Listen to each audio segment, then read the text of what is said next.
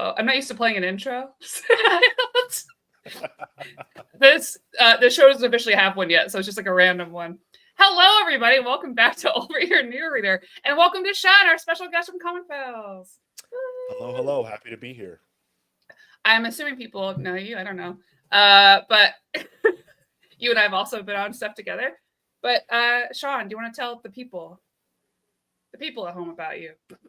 Yes. Well, I am Sean from the Comics Pals, as Maddie said. Thank you for having me. I love whenever I get to hang out on the Near Mint Condition channel. And of course, getting to podcast with Maddie is always a treat. I am really excited to be here to talk about Upgrade Soul. I've never read it before. This was what Maddie recommended. And I think we're going to have a very interesting, potentially sad, potentially heart-wrenching conversation, but I am always game for those. Yeah, so people know not to bully the new guys, to be nice to Sean. I've never bullied the new guy. I barely have new people. This is special. I'm very nice. I'm nice to my people. All right. So are you saying I'm your people? Yeah, you're my people. Okay. I've already claimed you. Well, you weren't stalking me. No, I found you by accident. And so I was surprised. I was like, oh, this. I never watch live shows on YouTube, even though I am on them. And so I was like, oh, I wonder what they're talking about. I was like, oh, these guys are cool. And then next thing you know, we're in a show together. I was like, oh, shit. Hi. Right, yeah, because that wasn't even planned. Like, no. That was just, yeah. I was like, oh, hey, are you ready to talk for 3.5 hours on Evergreen? What's up? Yes. So for people who have followed me for a while here, know that I love this book. This was recommended to me on another show, years ago. So by two other co-hosts on that show, Fangirls Assemble. They were like, hey, you've got to read this book. Don't look up anything about it. And I was like, great. That's exactly what I want to hear, if anything. And then I read it and I was like, oh no. And so I've been sending it to everybody. I was like, don't look up anything about it. It's just kind of like traveled this way. And I think probably the writer, Ezra Claytan Daniels, might be, I think he's, I don't know if he's sick of me yet posting about his book or if he likes it, but I'm a warrior of Upgrade Soul. I gotta imagine he's pretty pleased with that. So anytime it comes up, I'm like, Upgrade Soul. Y'all read it? And so when I was panicking, because when I was like, I invited you on the show. I was like, well, either you can suggest something or I can suggest something. You're like, yeah, why don't you suggest something? And immediately when I talked to another comic person, I'm like, what if they read everything? I'm just like, is this cool? My flexing skills, these guns are hidden, okay? But I did lift 315 in a glute bridge last week, everybody. No big deal. No big deal. That's the real flex. That's the real flex. I'm trying to real life Wonder Woman. That's the goal. Yeah, I wasn't sure what to recommend to you because I was like, oh, you probably read a bajillion things. And so I was like, well, here's my out of pocket pick of like, probably not Upgrade Soul. Yeah, you nailed it. You definitely nailed it. I had not read this. I had not even heard of it. I hadn't heard of the writer. Knew nothing about it. Yeah, he's written. There's one other book of his that I've read and that I have. It came out like still years ago. Another kind of like horror-esque book. That was also really cool. So, chat. Today we're talking about Upgrade Soul by Ezra Claytan Daniels. It is a graphic novel that came out in. It feels like a million years ago. Oh, Rob, you're from MagFest. Oh yeah, I remember you. We had a flex off at MagFest. Okay. Years ago. I didn't get to go this year, Rob. I'm so sorry. Next year. Oh, you should. It's my favorite convention. Awesome. There's like live music happening on all the floors. It's incredible. The cosplay's great. Go. Where is it, by the way? It is outside of DC, National Harbor, Maryland. Okay. Oh, that's best con.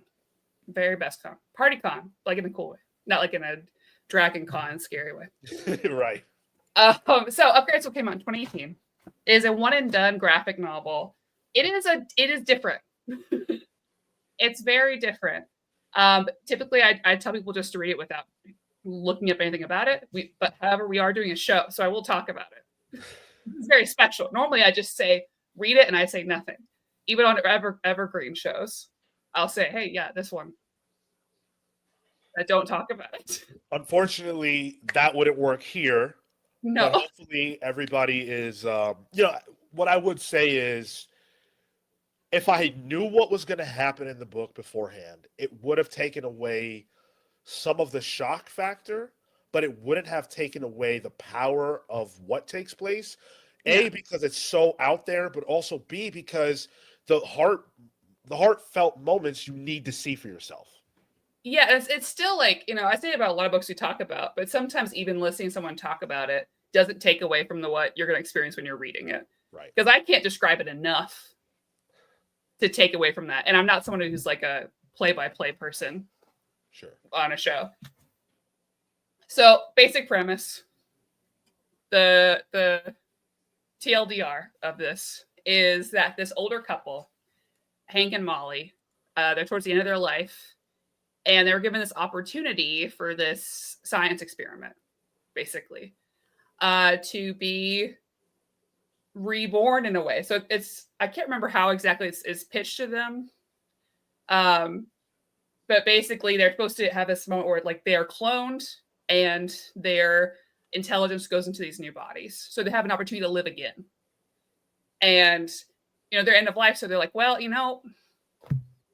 if we die, we're gonna anyways. At least, this has something like that could live past us, because that's very important to them. It's something that's going to live past them, which we'll talk about. But things go wrong. So as the clones come out, they are growing too rapidly. They're having an issue, and they end up having to stop the procedure. So we have at this point 2 disfigured clones of Hank and Molly, who have their intelligence, some of their memories, and then we still have Hank and Molly alive, but much skinnier, kind of withered. Yeah. And these are the situations that we're living in. So we have 4 people with shared memories and intellect and souls, really. And what do we do with that? And we have the person who is behind this, who is basically doing this as inspired, not just partly for his own career and intellect and his scientific drive, but also for his disfigured sister as a hope to make her life better. So that's the kind of like gist. I'd rather just kind of say the gist, and then we just kind of talk about things as we go. Sure. So first, I told you nothing about this. I just sent it to your house. I guess this is a hard one to kind of call. I don't talk about it a lot. First thoughts as you digged into the beginning of it, because it's not a typical comic you show to people. The art itself isn't necessarily. I'll try to grab some shots of it, but it's not necessarily something that will grab somebody right away. Even from the cover, it's one of those that like you may not look at right away. And the art itself, this isn't like your typical like beefed up, attractive, like big 2 characters. They're real, genuine people. The art's very distinct. Yes. So Sean, first thoughts. Cool. All right. So first of all, I must say that unfortunately, the physical copy didn't reach me in time. No, I would have sent you the digital. It said it was delivered. How dare they? Okay, I'm so sorry. No worries. I am a physical reader. Yeah. And I despise digital. But same. Oh, okay. So yeah. So you understand. So yeah. I was already like, this isn't my preferred style of reading. And then I didn't know what it was going to be about. So I opened it up, and I was trying to just be open, but I could clearly tell, like, okay, this isn't going to be, there's not going to be a lot of action here. There's not going to be anything like that. Hopefully there's something for me to sink my teeth into. Something that I think is important to know about me as a reader is that since I started podcasting, my sensibilities have grown. Mhm. So like I was mostly Big Two. I was mostly a Marvel and DC reader, and then I also like would read indie stuff, but it was mostly like Image, the big indie books Yeah, yeah. of that time, right? I wouldn't have read this 10 years ago. Mhm. I've read recently Tilly Walden for the first time over the last few years, Sean, that's my girl.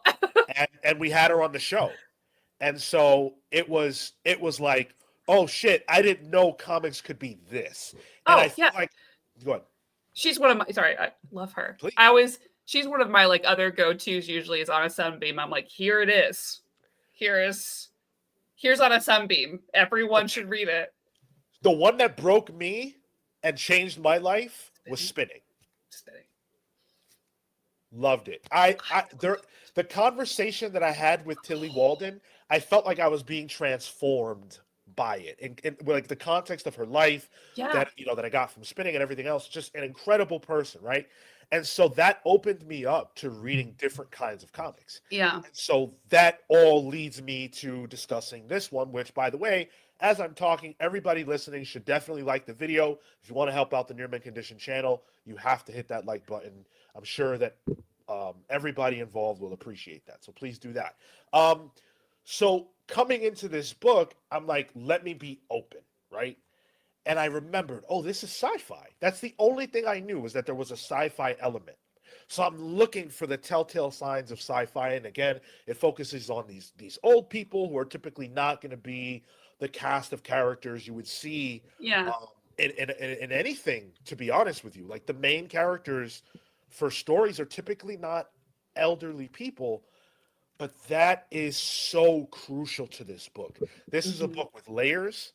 This is a book with something to say, something big to say about not just the way that we treat old people, but the way we think about ourselves. It's got some racial elements to it that I thought were really juicy.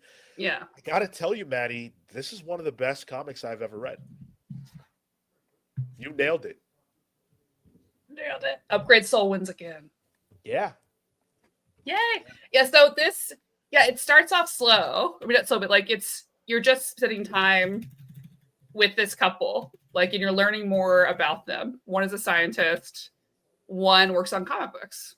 Basically, his father's legacy of this character, adapting him from modern times, um, and thinking about his own lineage going forward. And it goes places quickly that you wouldn't think that they would, because it's just this old couple being together.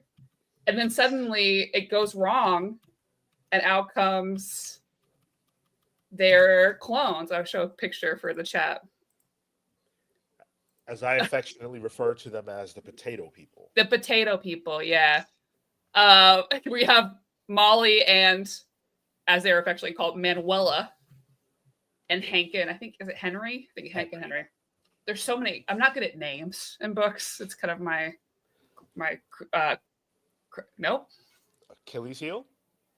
We'll use that one. I like it. It's my Achilles heel for comic books, but very different of what I would expect to see Definitely. coming out.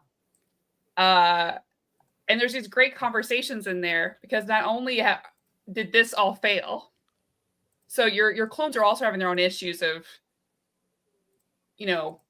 they have your memories and this huge, crazy intelligence, but also dealing with their own aesthetics for themselves and what that means, and if they've moved past it. Because in some of these cases, it seems like maybe with their intelligence growing, the way that they show emotion and deal with other people is very different, and perhaps in some ways genuine, in some ways not.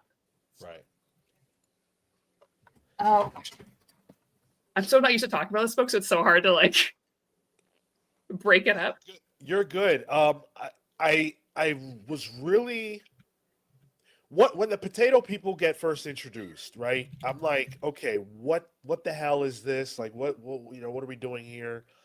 And it wasn't until the moment where it's like at the end of the first issue where Molly sneaks into the hospital room and she sees these lumps, and she's Mhm. like, "Wait a second, those are us."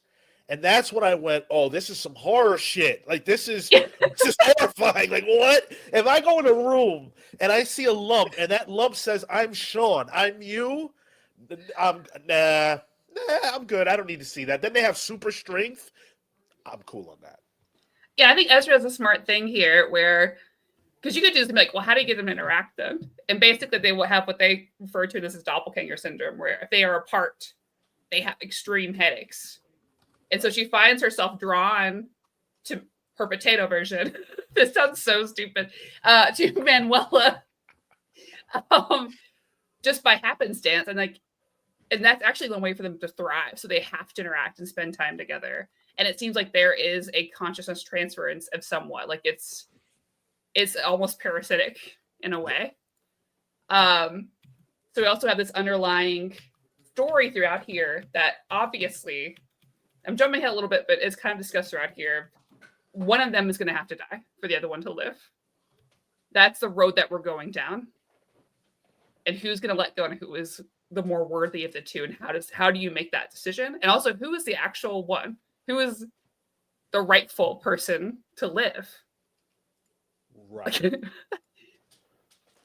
Yeah, like who like you're looking at yourself, you're staring yourself down, but it doesn't look like you at all, but you know it's you, but it's like, would I trade my life for my own?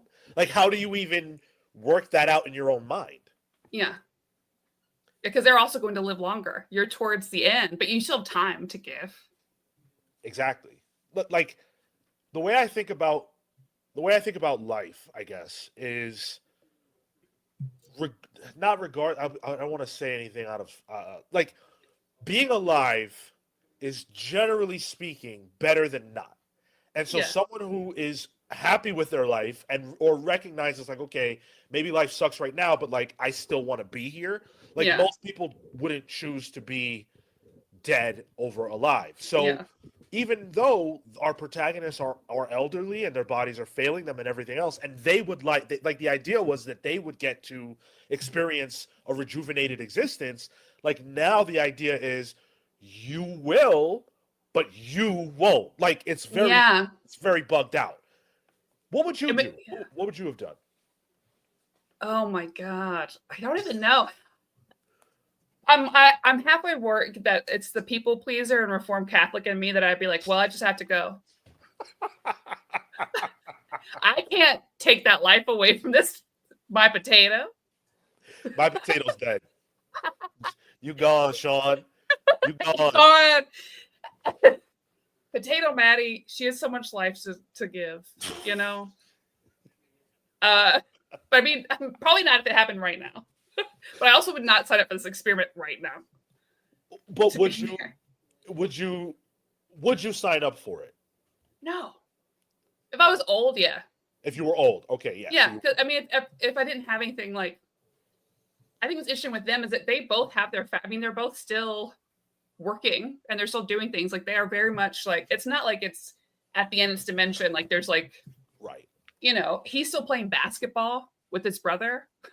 Like he's still out here. He's still writing. He's still having these creative conversations. She's still in the lab doing the work, spending time with her niece, trying to finish her um her research. So I mean, it's very interesting that they chose to do this.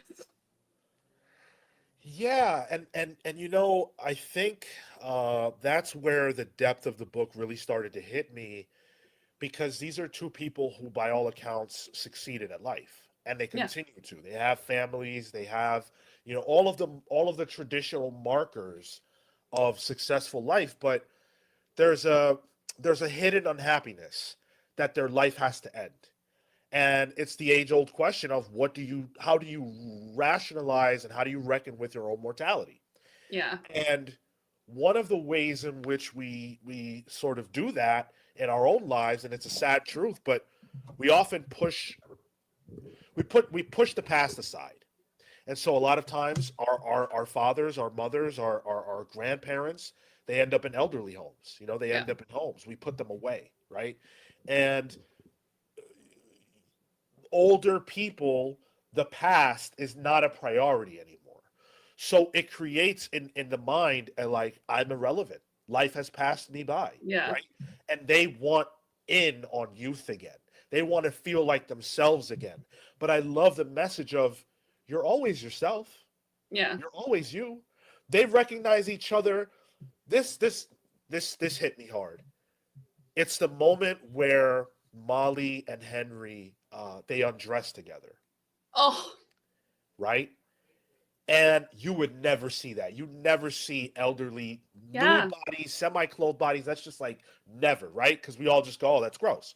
But these people see each other the way they saw each other when they were 25 or whatever. And that's beautiful to me. Yeah, they're so cute and in love. And even throughout, so, like, this is a good point now to talk about because Elon's bringing up the concept of love and the way that they loved each other. So I think that's a good jumping on point to talk about the way they all interacted with each other and with their clones.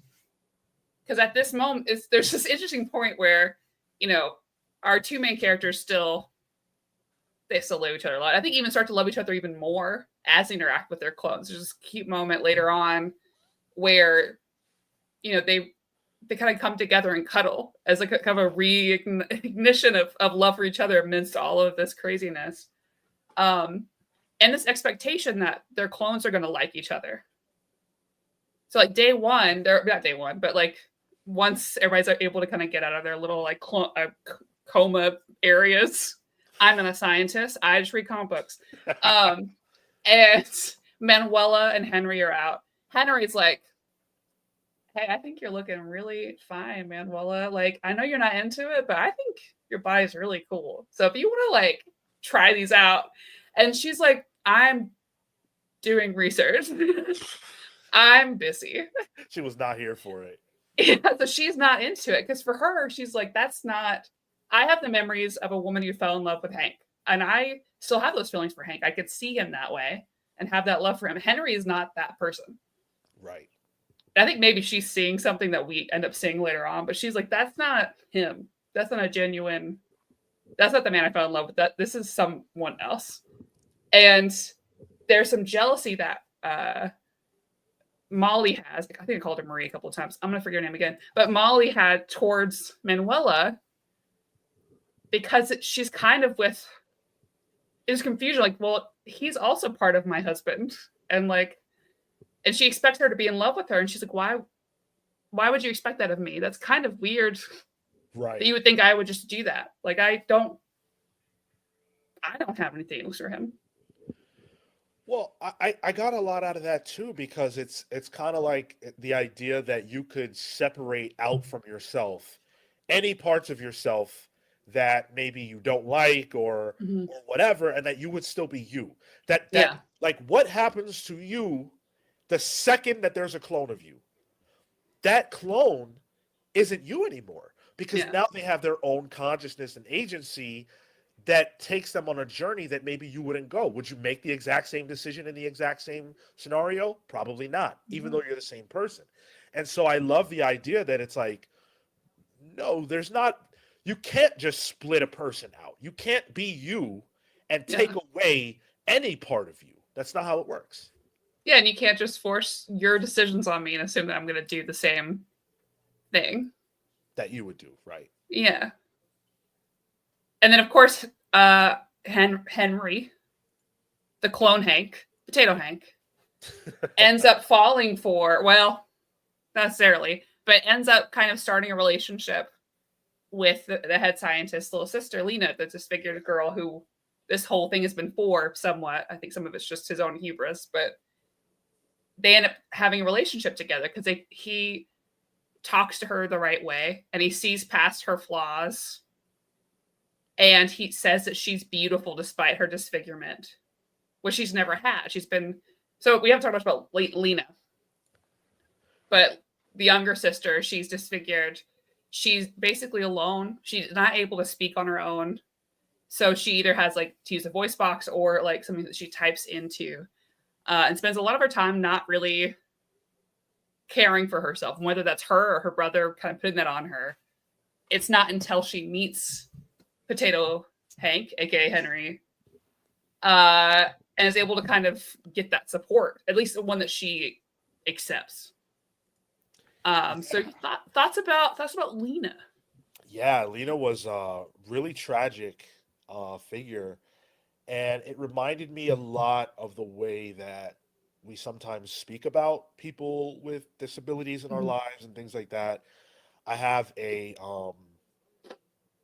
I knew someone who had a brother that was suffering from um, he had mental illness, Yeah, and they would anytime there were guests over, they would leave him in the room. And so I never in my life, going there for many years, never saw him, but I heard him. hmm And the family would talk about, how much they loved him and stuff like that. But I'm not placing this judgment on anybody, but yeah, I think what the book is kind of saying is like, well, just because she has this problem doesn't mean that she can't live a full life. She yeah, can experience love, she can experience happiness and all of that. The only person keeping her from that is her brother, who is claiming to be doing this out of love. And maybe that's a genuine emotion that he has, but that desire to protect her is actually putting her in a gilded cage. yeah. And especially we have this moment later where there is a moment where he is kind of confronted with something like, well, don't you want to care about your sister? And he's like, uh, it's already sucked for her. Like, my Right. career has to come first. He's just like, no, I can't. So it's not like a true, there's this interesting kind of like dichotomy in some of these characters throughout here where like they say one thing, but they don't quite mean it. It's a lot more complicated. It's very human. It's very complicated. Exactly. And that's what I think I was most impressed by, was that the dialogue in this book, it was so authentic. It was so true to life. Like I never questioned it. There was never dialogue that pulled me out. It was always like whip smart and Yeah. just on point. And so the complexity of the characters comes through in the writing very clearly, that almost nobody is saying exactly what they think or feel in a Yeah. given moment. And I think a good person to talk about, because there's so many, this is one of those things like upgrades. I wish I had like 5 hours. Uh, just to like do like, and now we talk about this character for 1 hour. So I want to talk about Henry a lot. Because to me, I mean, Hank and Henry are both very interesting, but Henry is one of those that's very interesting to me throughout this. Because when he comes out, all waking up all potato like, he is like has this bigger for life, and he's so complimentary of people, of everyone around him, and he's just kind of he's just enjoying it. He's built ears for himself, and he's trying to get some game on, and he's saying all the right things. But we have this really cool moment later on where is it? I don't know if it's. I think it's. Oh my god, Manuela talking to him, Okay. I believe, and not Hank, where she says, "I can see your thought." Maybe it's Hank talking. It's, "I can see your thoughts. You don't actually like Lena. Yeah. You don't actually have any feelings for." I think when they're on the staircase, Yep. you don't actually have any feelings for her. You are just saying this because you know if you get in with her, then her brother can't kill you. She's your out of this. You've manipulated this young girl who hasn't had anybody to follow you. Now maybe there is some genuine connection there, but it seems like for the most part it's not really there. It's all been fake this time. And it's interesting to see how their intellect, each of them, has like changed their personalities very differently from who they are at who they were pre-cloning. Because then we start to see a very different Henry throughout here, very violent, very self-interested, uncaring about others. And it's all been this big play. Just great characterization as you go down. Tremendous characterization, and I found myself wondering a lot, like, well, why? Why is this the way this is going? Like, I thought it was great, but I was just trying to figure it out for myself. And I guess what I came to is like, this is the consequence for fucking with nature like this. Yeah. Like, you're not supposed to be doing this, and that's why it goes so wrong here. He's the one that encourages Molly to do this.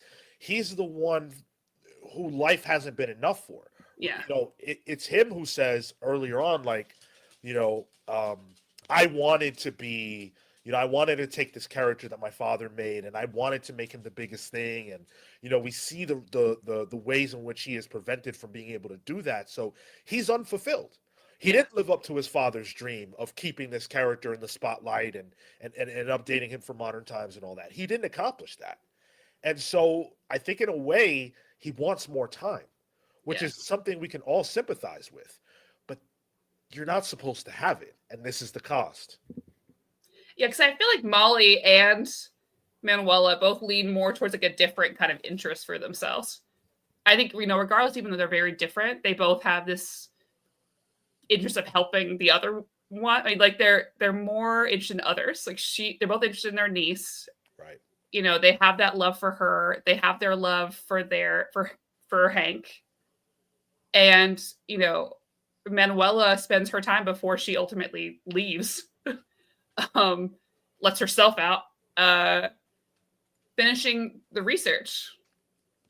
Yeah. For Molly, like finishing her life's research that she couldn't finish, using her superior intellect to do that. It's like, it's interesting to see like those two were having the best interest. And like, I think unfortunately Hank's, even though Henry's like this way worse version of Hank, it's like it amplified. The self-interest is amplified in that other person. Right. Yeah, exactly. And I think, Maddie, bringing up the niece, that's a big deal, because if you think about the way that older people tend to stay connected to the world, it's through the next generation in their own family. And so her investment in her niece is an investment into the future, and it's the most relevant one. All the things that Hank was worried about, the legacy of this character and all that other stuff, it doesn't matter. Yeah. The niece matters. And if I remember correctly, isn't that actually that's his that's his direct niece. And he's not concerned. No. I think that's where we're supposed to understand the difference between these two people. Yeah, and especially for this is a character his father created. It's not like his own character, which is interesting as well. So he's so focused on like the legacy of his father, where I think he's completely disregarded his own like participation in this. Any legacy that comes out here isn't necessarily his. Right. Like he's so focused on the legacy going backwards, right? Yeah. Not going forward. And that's his problem. He can't go forward. Damn, what a I know. I love that this book went that deep, that there's stuff to like analyze and pick apart. Well, there's so much, and there's because I love right before Manuela dies, there's this wonderful moment where she's always done some research and written it down for Molly to read after her death. But Molly's like, "Do you want to talk to our niece?" And she's like, "No, I can't do that." But she gives her that really great moment, and so emotional. Yeah. And it's such a perfect way to kind of wrap it up. Where she's like, "No, you can still have this." Almost kind of probably even sensing without knowing that she's on her way out. And I love it. That was like their moment of before the end. And then Henry rolls up and he's just like, "Yeah, I mean, you don't get to live, I get to." He's like, "No, but I'm the first one." It's this very angry thing. Yeah. It's like it's pushed down the stairs. And he just so casually, sociopathically walks into the head scientist's office and he's like, "I think I should live, like if you just let him go. It should be me." And he's like, "I don't know about that." And he's like, "Well, Hank fell. This is the perfect opportunity." He's just very chill. They're going to believe it, It's most likely. It's most likely that a potato sack person lived through some horrific experiment. Yeah, we'll all accept that. Yes, it's fine. And this great moment. I love that. I'm glad Elon asked this question. What link for you to a loved one? Because I really want to talk about the scene going on at the same time as this, where Lena is trying to take things into her own hands. She has just learned that they use her eggs or her DNA, right, to produce the two clones, which is detrimental for a lot of reasons, mostly being, well, one, they did not ask her, so they did it against her will, unknowingly, which is not okay, especially by your brother. Two, she has learned that, I mean, she's in love with Henry, which means it's kind of your son. So that's weird for her. But she's like, I expect, even rereading this, I almost forgot. I was like, oh man, she's got to tell him we have to grow up, and then she's done. That's not what happens. She's like, I got to take it into my own hands. I have to kill Hank. And there's this really great dialogue I should have written down where she talks about like good people would do anything to save a loved one. So what do bad people do, basically? And she goes and she tries to kill Hank, but unknowingly kills his brother who's come to visit. That Henry already beat up terrifyingly. So she thinks she's killed him. She's like, let's go. Let's get out of here. But her whole inner monologue I thought was so cool. Of that moment. Yeah. She was a character that I thought she got better and more compelling throughout. And I really felt horrible for her. Even though I was watching her do awful things towards the end, it was tragic because it's like, you think this is what you need to do in order to secure a life for yourself, but you don't. Yeah. You don't. This isn't the way. And all of this tragedy can be traced back to her brother, who is just a manipulative piece of shit. Like, where do you get off playing God like this? Well, and she traded one in for another one. So it feels so realistic because, of course, if you come from that and you have nothing, right, then the next person who is kind of manipulative to you, you're not going to realize. Right. And you're going to go along with that because you're 19. Right. And this potato man has a whole life. He may be like 10 days old, but actually he's like 80. He's 10 and 80. Yeah. 10 and 80. And he played you. But and honestly, she may not even care at that point, even if she found out at that point. But it's so human. Yeah. All these people are so human. And we talked before about how it is to be disabled and what appears like in real life, but also in here. And what I appreciate that I don't see a lot in a lot of media is it's always one way or the other. In a lot of media forever, especially villains in movies and cartoons and comic books, it's like, oh, this person's disfigured. Right. They are evil. Or this person's disfigured. They are pure good. And they are the inspiration. They're like, what's it called? Like inspiration porn or whatever. Is what they'll like refer to people as. But that's crazy. I know, because like this guy's got no legs. If he can do it, doesn't that really inspire you? And like, I'm just a guy. Sure. Right. And she's just a human. She's just all these people are just doing regular people things. Right. Despite, being a potato and having crazy intellect and like super strength.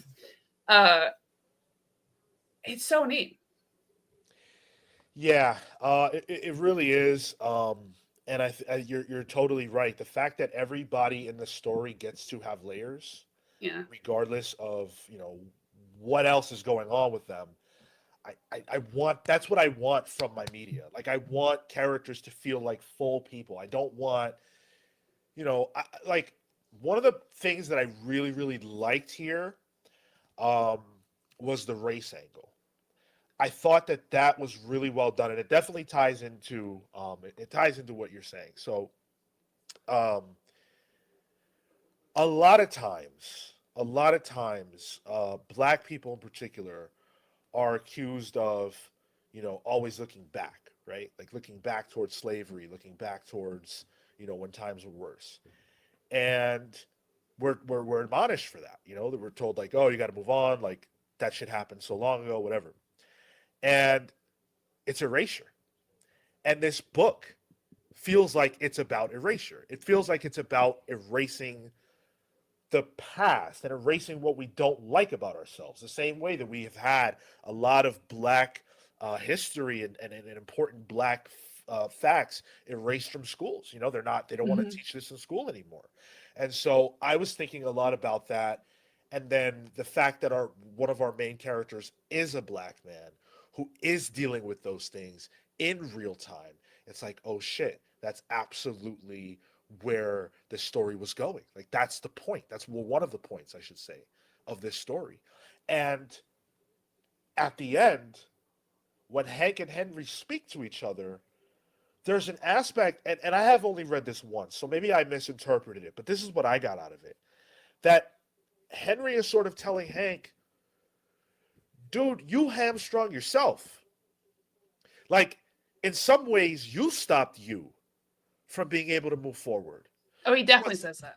yeah. So it's not, and it's not to say that, like, that's not a statement about black people. It's a statement about that guy. Yeah. It's a statement about the truth of his own life. And so, in a way, it makes me look at myself and say, okay, well, how much of my life is my doing? You know, how much can I say is an outside factor to blame for whatever, and how much of it is just me? Mm-hmm. Well, which is interesting because you also have Henry's an interesting archetype as well, right? Because he's also someone who lacks complete empathy and understanding. Right. So maybe it is him being like actually like looking at that, and maybe it's him being like, "Get over yourself. It's not that bad." Because it almost kind of read that way, where it was like, "You've made this up," like almost, and that was kind of like the feel from him. Yeah, yeah. I totally see that, and like, it's not to diminish. And Yeah. I think you're right. There's probably an aspect of Henry that was diminishing. That's not what I'm going for. It's more just like, if you could speak to yourself Mm-hmm. bluntly, raw, in a way that no one else could ever Yeah. speak to you True. because you know you best, what would you say? What would you learn about you that you could only learn from you? That's what I got out of that scene. Yeah. Yeah. That'd probably be rough. Right. And what he learns in those final moments is that he is responsible for his life going this way, and his life going that way is what led them here. He made Yeah. this choice because he was unfulfilled. I think you're spot on. Thank you. Real quick, is this your favorite work from Daniels that you've read? So he hasn't written, I mean, he's written some other things, but Upgrade Soul is absolutely my favorite. Bottom Feeders is another by him that I also love very much. And Sean, if you liked this, you'll like Bottom Feeders, no question. Okay.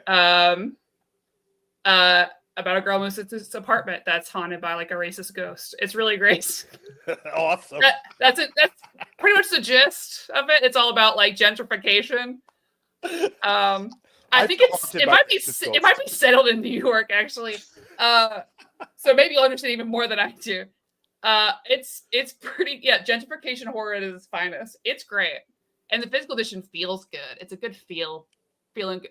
Because this was actually not the only gentrification horror book I read this year. That year it came out, I think there was also, oh god, who wrote Are you it? thinking of Infidel? Yes, I'm thinking about Infidel. Yes. So that year I was like, here are these two books that are same but different. Yup. And one is very colorful, but like, oh god, both of them are so good. Well, I loved Infidel. That's one of my favorite horror comics of all time. So good. So good. Have you ever covered that on the channel? I don't know, but I'd be happy to talk about it if I haven't. And also, it's the second time I've talked about this, I think, on this channel, apparently. So I'll talk about anything. One time, I forgot that I had, earlier this year, or last year, a friend of mine was like, hey, we should talk about Batgirl Year One. And I was like, oh, yeah, great. I haven't read that one. Let's do it. And I did. And I was like, wait a second. And I looked, and she and I had done a video on Batgirl Year One, like almost to the day a year before that. And I was like, that's 1 year? Yeah, just 1 year. Because I was like, that's crazy. I haven't read Batgirl Year One. I have. Oh my goodness. The same person had done a video. That is the life of a YouTuber, by the way. You do some shit and you just like forget Don't it. remember. Yeah. But that's okay, because I'm always happy to re-talk about a book. Because it's different. It's depending on who you're talking about it with, you know? And like times of your life. Totally. Like that like that's one of the reasons why I do love revisiting books, because sometimes my feelings change. Like, how does this play for me? I read whatever Civil War when I was 15. How Yeah. does it play for me 20 years later? Oh yeah. I Yeah, love for sure. Because it changes all the time. But Upgrade Soul is still great every time I read it. Every time I read it, and every time I force somebody else to read it, still good. Every it time. really is. Like this is. I know a lot of people who are here, and watching this, and people who watch my channel, the Comics Pals. Most of the draw is the superhero stuff. And I think that that's great. Like, we all love superheroes, there's nothing wrong with that. But to me, at least, if you are unwilling to branch out like I used to be, there are so many great stories that you would miss out on. It would be like if you only watched the only movies you ever watched at all were the MCU or the DCU stuff, and you never watched any other movies ever. Which would be wild. That'd be crazy, right? Like, you would never do that. So why do we treat comics that way? Because, and this is something that comes up a lot, Amy Chu has a good like merch she always brings to cons. She wrote Poison Ivy, and she's done a lot of Dynamite work. That says comics is a medium, not a genre. I think people forget that like, Yep. and same with like, also cartoons and everything else. People are like, well, it's just this thing. And I'm like, no, I can find any person. I've always wanted to do a show like this where like anyone's mom, you'd be like, what's your favorite show? And be like, okay, here's a comic book that you should read then. Sure. Like, oh, you like Law and Order? Have some Greg Rucka. You like this, have it. And like make the, like, you're gonna find something that works for you. Because think about Spinning. Spinning is such an incredible book because Tilly's the best. And like, so many people would love that book if they would just read it. And it's a deeply, deeply personal story, right? And yet I found myself in it. Oh yeah. Everyone can relate to like being that age and what it means. And like, same with I'm only looking at it right now because it came up in the, if you've read Bottom Feeders, read this, but like, It's Lonely at the Center of the Earth by Zoe Thorogood. Yeah. I was like, that. It's like, that's art. Everyone should read this. Yeah, exactly. And like, I'm happy for Zoe because that book ended up blowing up. Yeah, me too. And it blew up in a sort of like mainstream for comics way. And that should happen a lot more. Like, I should have known about Upgrade Soul already, but I've never once even heard of it. And I put a comic book show together every single week. And yet this wasn't on my radar anyway. Why? Yeah, and I'm yelling about, honestly, I kind of blame the cover, but I also feel like it's one of those that you just kind of, even if you looked at it, if you open it in a bookstore, which, like, I don't know that I would read it if I opened a bookstore. Sure. But I'm a shallow girl sometimes, where I'm like, that cover looks dumb. I mean, like, I will judge a book by its cover, 100%. But the fact that somebody was like, read this, don't look at anything about it, it's like, that is exactly how you sell me something. That's exactly what I want. Something that you need to go in. Yeah, totally. Yeah. But like, if this, you ever watch, are you familiar with the director Alex Garland? Annihilation, Ex Machina. So I feel like this could easily be an Alex Garland movie. Like, one of those sci-fi movies that deals with like all these different themes and really digs in on them and sinks its teeth. And if it were, it would make very nice money. Oh, Oscar. You could this easily. Yeah, but in comics, it's a fucking ghost. Nobody knows about it. Yeah. Like, it's just me. It's just me slinging this shit on the street. Every chance I get, I'm like, yo, Ezra, I talked about it again. And I'm like, have you seen? Yeah. I should do it for like a cosplay at a con. It wouldn't make any sense to anybody else. If people who watch this channel, it's just me with a trench coat. I open it up, it's just copies of Upgrade Soul. Oh my god, like that, like the fucking merchant in Resident Evil where they, what are you buying? What are you buying? What are you selling? That's me, but with just this book. Well, that one, Tilly's actually another one, but and recommending all of Monster by Naoki Urasawa. And I'm like, listen. I know it's not Naruto, but watch Monster by Naoki Urasawa. It's only 74 episodes. Oh my goodness. Oh, that's so funny. Yeah, no, I think this is a tremendous book that I would put my stamp on for sure. And I would challenge people, like, if you don't typically reach outside the big two, do it with this. See what happens. You just might like it. And if you It don't, might just what? put you on a slippery, addicting slope. Yeah, then Buy more books. you'll start reading Tilly Walden and Zoe Thorogood, and your life will change. Just for my collectors in the chat, I'm sorry, but the collector's edition, it's nice. The cover's even worse. Police says, and I bought it because I'm a simp for Ezra Claytan Daniels now. But they just the cover just made it smaller. And that's what the cover looks like. That is a remarkably bad cover, I'm not gonna lie. I know. Yeah. What happened? But the art in the book is way better. I know. It makes it look like it's like a philosophy book, honestly. Yeah. Because I said so. That's my sentence for Johanna Lorian. You can also read it as an app. There isn't like a motion comic app. I don't know if it has music as well on the App Store. So wow, that's pretty cool. Yeah, I like that. Check out. And I think there's like there's some voiced Audible original for this, which I haven't checked out yet. It's like a podcast version. What? Who talks in this? Who's Wendell Pierce from Suits and Jack Ryan? I don't know who that is. And Marcia Gay Harden. Who are these people? Their faces look familiar. But I guess some famous actors maybe did the Audible for this, which I guess maybe I'll listen to this week. I don't want to give Amazon my money, but we're not in the Amazon boycott till next month, so maybe it's fine. There's still time. Yeah. So we've reached the part of the episode. Well, actually, sorry. Do you have any more bits you want to talk about there, or do you want to get to the rating? There was one last thing that I wanted to say about the book, and it's a little bit under the surface of the story, like a lot of the stuff we've talked about here. And there's a commentary on the way that we deal with comic books and comic book creators here. Oh yeah. And you can definitely see it through Hank and him trying to, honor the legacy of his father, who was a comic book creator. And they want to modernize the character. And I always take that to mean like, we want to strip it of all the shit that worked before and just make it like a juicy action popcorn thing now that has that's shallow, right?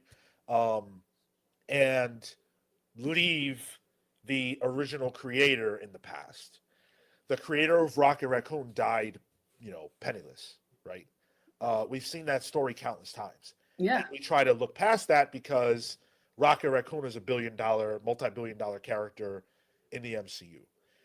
And there's a particular reference, if you weren't sure, if I wasn't sure that what I'm saying is correct, when Hank is having a conversation with his manager, the manager references Orko and Cruzman and says that they're brilliant screenwriters. Well, in real life, we have Roberto Orci and Alex Kurtzman. Oh, so I didn't get the reference. Yeah, they are remarkably well known. They did the Star Trek films, that the J.J. Abrams Star Trek films, and what they're kind of known for is making really fun, shallow action movies. Nice. There you go. That's pretty perfect. Just wanted to throw that out there. Yeah, I like that a lot. Yeah, because I also, as a comic book enjoyer, get very upset about a lot of takes and things. Yeah. Glad I'm finally getting a Superman movie that I want to see. It's fine. It's fine. Oh, I hope it's good. God, please be good. I'm putting everything on the line, James. Please don't disappoint me. I can't keep telling people I'm a DC fan. They're like, "Oh, but you see that movie?" And I'm like, "That's not my Superman." Right. My Superman's not angry. He's a nice man. Who is him? Yeah. Yeah. Do you think? Okay, so I know this is way off topic, but it's time of the show. We're allowed to talk about everything. Yeah, I heard the last couple. There were some non sequiturs. What do you think will be better? Right?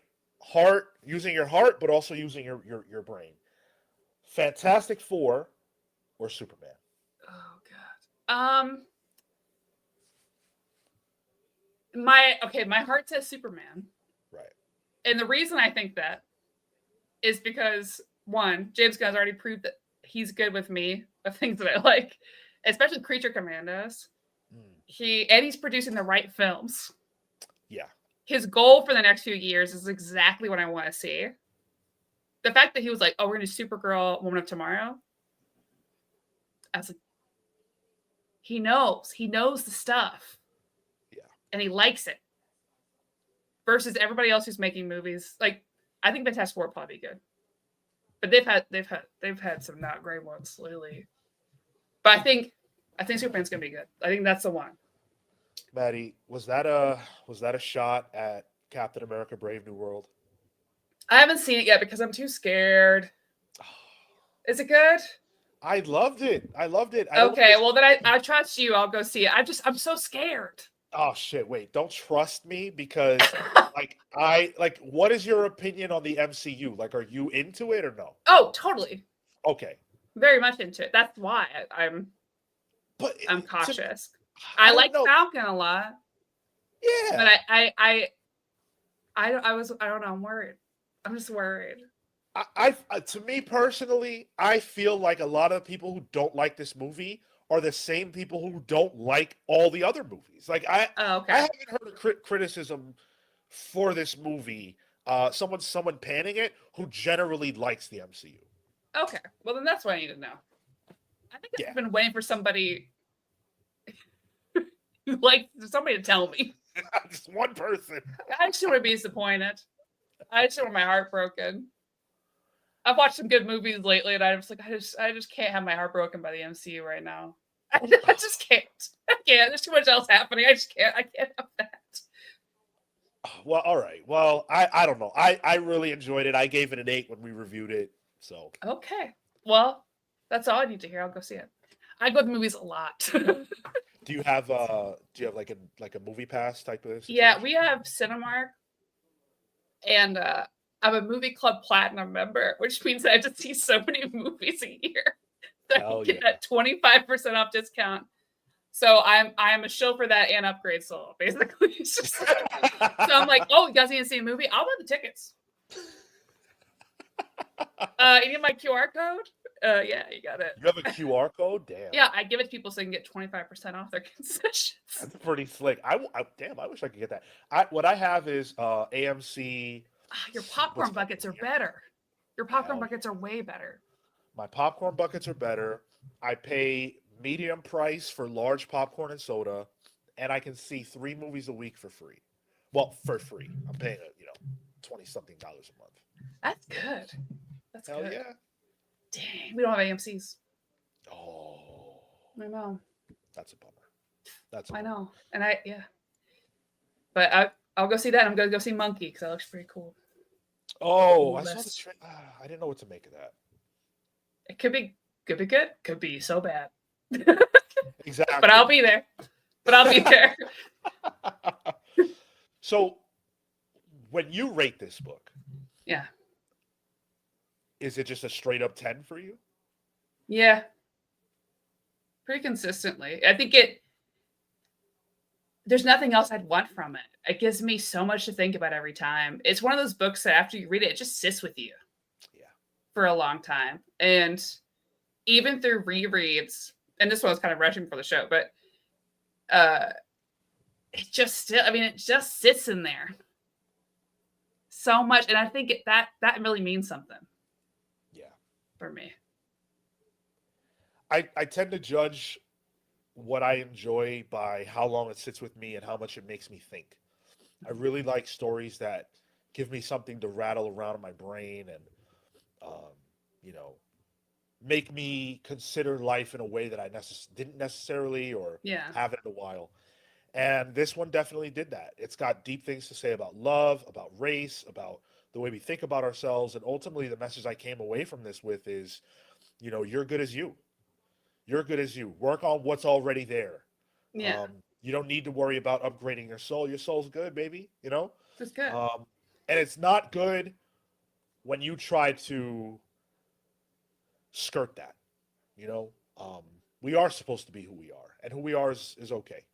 I would give this a 9. I thought it was incredibly strong. I don't know what it could have necessarily done better or more. I think I might have just um, I need to read it again. I'll But a take it. 9 is Nine's strong. good. Yeah. Nine's good. I'll take it. Well, good. This is so much fun. Sean, come on again. Yeah, I would love to. I was thinking that since you were the old reader this time around, maybe I can come back and I can be the old reader. Yeah. And then I won't be so stressed. I'm like, what if I don't find a book he hasn't read? But now I think the more I've spent time with people, the more I can kind of adjust. Like, okay, what's your reading pool? Like, what's? Well, so that I actually wanted, if we've got a few more minutes, I Oh wanted yeah, I'm not doing anything. cool. I wanted to ask you, just so that I can sort of figure Yeah. out what a good recommendation would be. What are you looking for right now? What do you want out of your storytelling?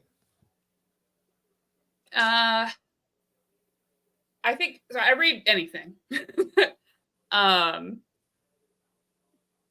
what I tend to look for in stories is good character moments, like like really good characterization times. Like I love Big Two.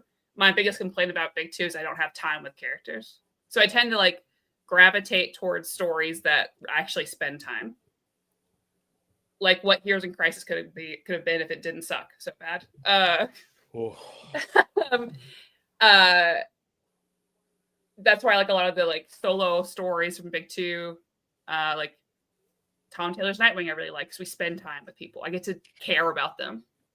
Because I would say I would love chapters and stories where they're just shopping at the grocery store. So then, when Galactus shows up the week after, I care. totally. Yeah. But I read a lot of everything. I mean, I read a lot of indie stuff too. Like I love Tilly a lot. She's my girl. So I read a lot of. It can be fun. It can be sad. I love horror. I love a mystery to something. I love things to talk about. So Okay. I'm not. It's not easy to like. It's like it's all over the place. But the things that you're highlighting are the same things that I would highlight. So I Knew I got you. liked you, Sean. Yeah, yeah, I know. mutually. And how familiar are you with the X-Men? Ooh, that's a good pull. Not as much. Okay, so it's my embarrassment of the channel. I've read a lot of like random. I read random X-Men typically. Okay. So like I'm like, oh, this is random. I'll just read some of this arc of stuff, and people will be like, why'd you read that? I'm like, I don't know, it was there. And then Omar will be like, here's like older Chris Claremont X-Men, and then it tends not to work for me, but that's not a bad thing. I'm always open to it because it's just the overall explanation of obvious things always bugs me, but that's just older comics in general. I feel you. But I love a good character moment, and I loved All New Wolverine. Oh, that was the Tom Taylor, right? Right, with X-23. Yeah. Yeah, that's oh Oh, man, it's so good. I love that her. was yeah. So Oh my god. And what was her Honey Bear, right? Was Honey yeah, Badger? Honey Yeah, Badger. yeah. Oh, that was good. Oh, she's so good. I love her. More of her. But yeah, I'll read anything. Okay. I'm down for X-Men. All right. Well, I will definitely put some thought into it. I've got some books rattling around already that I think might work for you, and you let me know when we can do this again. Anytime. You just pick a Tuesday. That's not when I'm abroad. The next 2 months, I'm gonna be good.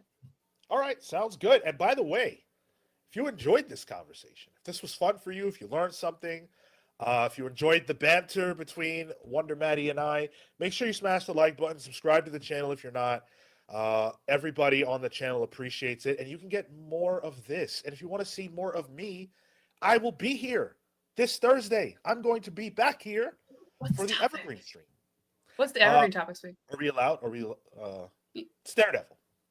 Oh yeah, that's fine. Oh, I see why I wasn't asked.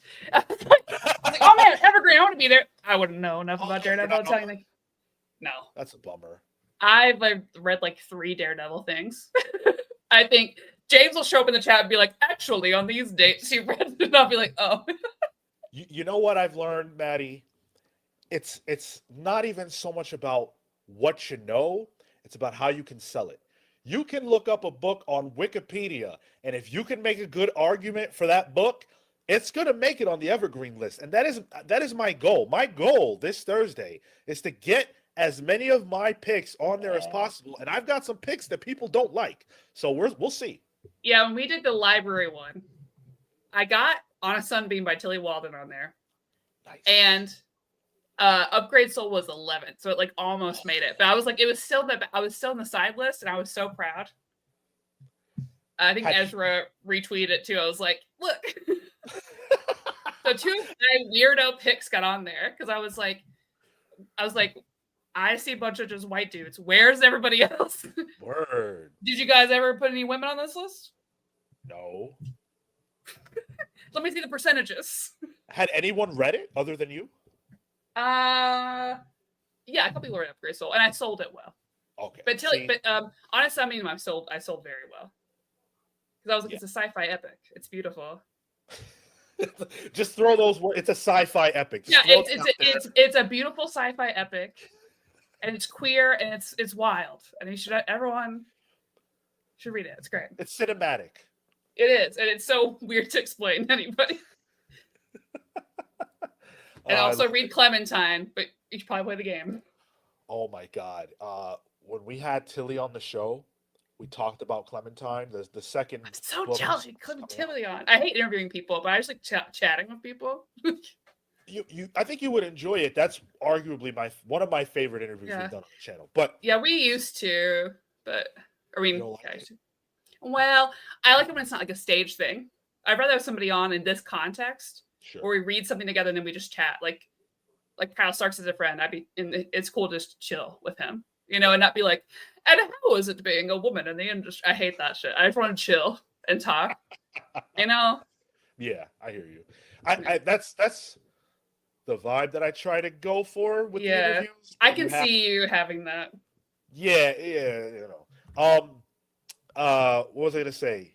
Yeah, when we had her on, we talked about Clementine, and I hadn't played the game, right? I hadn't played the Walking Dead game, so everything she said was just like, oh, great. And I read it, and I thought it was wonderful, and everything like that. I did not know how much hate we were gonna get for that. I'm not surprised. People suck. Vicious in the comments about Clementine. They obviously didn't play the game or care.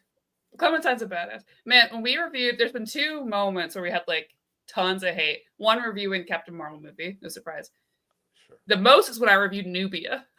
The people in the live chat so angry about that book. And I'm like, why are you even gonna read it? Who cares about you? This book it's a young adult book. It's not your book. Did you read about Nubia, the character, before this? I doubt it. Who cares? Like, get out of here. Like, so angry. Oh, fucking disingenuous. So angry. It's like you don't care about this. They just somebody posted about it and they're like, oh. Can you believe? Right. Yeah, the audacity. Can't believe they put this in here. How dare you? Yeah. We had Heather Antos on the show, and boy, they came out in force. The trolls did. God, but they don't hate women though. They don't. I mean, the worst thing you can do as a woman is eat ice cream, right? That's what. Do you know about that? That's the Heather Antos controversy. Okay, so Heather Antos is a very prominent editor. She was an editor at Marvel for a while, and she did a lot of great stuff with Star Wars. And there was a day where she and a lot of the other women who work for Marvel that live in New York, they all got together to celebrate. Maybe it was Ann Nocenti. I can't remember exactly who it was, so excuse me. But they all got together to celebrate someone, and they went out for milkshakes. And so, is this one of those they posted the picture and they were like, "Yeah, this is who's doing your comic books." That's exactly right, and that started the hate for Heather Antos because she posted a picture of her drinking milkshake. God forbid. Come on. We're not ruining your comics, man. I also want to see big, strong ladies with cleavage. I promise. I'm not out here ruining it for you. I just want both things. But you know what's crazy? Kelly Thompson, we had her on. Yeah. And we talked about this, and she was like, I love that shit. She was like, I want Big Barda and all that. Like I want Same. her to look as good as she can look. Yeah. But that doesn't have to, like, we can have sexuality and we can be fun and have sexy stuff. Yeah. We don't have to like go into an area where it's uncomfortable Oh, for, absolutely. yeah, like we can have both. We can have both. Anyone I've who's seen my basement, who's seen my large lady figures of Red Sonja and Wonder Woman understands. I've never spoken to a woman who reads comics that didn't feel that way. It's only the men who say that that's how the women feel. And I'm like, where are you hearing this, bro? Who's telling you this? I grew up in the 90s watching anime and renting it. Let me tell you. I've watched a lot of things. Seen some stuff? I've seen some things. Go play the Walking Dead game. What are you doing? You know what? I'm actually in the middle of a rewatch of The Walking Dead right now, if you can believe it. Don't do that. We'll play the game. Why not? I want you to play it. I want it to rip your heart out. All right. I'll play the game. Destroyed. You'll get to the end of season 1 and you'll be like, why'd you do this to me? It's beautiful. The comics wishes. The comics wish they could do For that. real? Because that was what people were coming for Tilly for, by the way. Love you. Love you. Yeah, they don't know. They don't care about my Clementine. Damn. They don't care about her. Well, if I'm gonna play that game, if I'm gonna play the Walking Dead game, then you got to do something. Okay, what do you want? All right, let me think. What do you want? Have you watched Dragon Ball? Yeah. Are you watching Daima? Yeah. Oh shit. Okay. All right. Me again. Middleman. Okay. I'm gonna go with a movie then. Have you seen the movie? Hold on. I got a list of like amazing movies that I've recently seen, and I'm going to see just how up on these amazing movies you are. Let's go. Can I prove to Sean that I'm cool? You've already done that. But since you want me to watch something, how about, that was good. Arrival, that was great. Barbarian was great. Have you seen Barbarian? Yeah, I have. Twice. Listen to 3 podcasts about it because it's so good. Have you seen Midsummer? Of course. Oh my God. I just photographed an A24 burlesque show last week. What? Let me tell you, a Hereditary act was crazy. Crazy. That's so cool. All right. Have you watched Annihilation? Yes. Damn, that movie's good. I don't know if I'm gonna be able to get. Oh, how about The Matrix? Yeah. God damn. How about The Animatrix? That's my favorite. I've watched The Animatrix more than most people have seen. I love The Animatrix. I'm obsessed. It's so good. The first 2 stories that tell you the origin of all that. Oh my God, dripping. It's so good. It's so good. I was literally obsessed with The Matrix as a teenager. As you should be. Yeah. It's great. Terminator 2? Okay, finally I have last year. I was born the day that came out. What? July 3rd, 1991, the day Terminator 2 Judgment Day came out. Oh, shit. It's the day that I was brought into this earth. Do you know that the Terminator 2 is my favorite movie? Of course you don't know that, but it is. Well, that's insane. Did it come out and then I was reborn? With the spirit of Terminator 2? I don't know. But I finally saw it last year. I loved it. I'm trying to like catch up on like older things I haven't seen. Yeah. Like finally saw Judge Dredd, the newer one, not the older one. Finally watched like the first bunch of horror like series I'd never seen. Finally watched Evil Dead because I hadn't seen that. Like catching up. I've never seen that actually. Dark City. Oh, I haven't seen Dark City. Dark City's awesome. Yeah. Okay, here's one. Have you read The Dark Tower? No. Yes. Okay. Okay, I'll read Dark Tower because I've always wanted to. Yeah. So I'll play the game. You read Dark Tower, and You tell got me it. if you're not obsessed by the end of the first book. I'm in. Yes. I will do All that right. for you. Sounds wonderful. I never read Stephen King actually, Wow. and Okay. I read a lot of prose. Yeah. Yeah. Yeah. I I I've read some Stephen King, but the Dark Tower is like it's my favorite book series. Well, perfect. I'm doing a lot of traveling soon, so I'll just read a bunch on the plane. Shit, I'm gonna just send you all kinds of book recommendations then. Always, please. I'm a Goodreads fiend, Awesome. Awesome. And I which you're need allowed to look at, but you can't judge me for the weird stuff that gets on there. There's good stuff and there's some weird stuff. what's the weird stuff? Don't worry about it. Well, now I have to worry about it. How can I not? Don't worry about it. We should probably get out of here because at this point Yeah, it's just sorry, us just yapping. This is why I need more like uncensored, not weird streams, but just like so I can just. That's why like the Patreon streams are always good because it's just drinking and tomfoolery. You know what I mean? That is my vibe. That is, Yeah. I love it. I love it. Well, thank you so much, Sean. And I will be on your channel next week. Yes, yes. The crossover is happening. No, I'm not talking about Marvel and DC. I'm talking about Wonder Maddie joining the Comics Pals live next Thursday at 6 p.m. Eastern. We're going to be talking about all the best books that are dropping that week and reviewing them. And I'm very anxious and excited to hear Maddie's thoughts about weekly comics. Yeah, I'm excited. I'll stop by my local comic book store that week. All right, guys.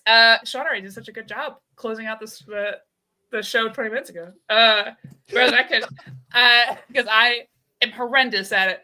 Hope you guys like this video. If you're watching us later, comment down below your thoughts on Upgrade Soul. If you haven't read it, go read it. What are you doing with your life? Read it right now. And play the Walking Dead Telltale game. My friend here can tell you that you should play it. And I'll see y'all next week. I haven't planned all of March. I'm figuring that out because I am in Scotland for 1 week. If you live in Glasgow, hit me up, I guess. And if you live in Japan, please go to the Suikoden Cafe next month and get me some Easter God, because I'm not going to be there until April. Please go and get me Suikoden stuff. That's sick. If you ever go to Japan, hit me up. I'm great at planning it. I am going to go one day. I can get there in a budget.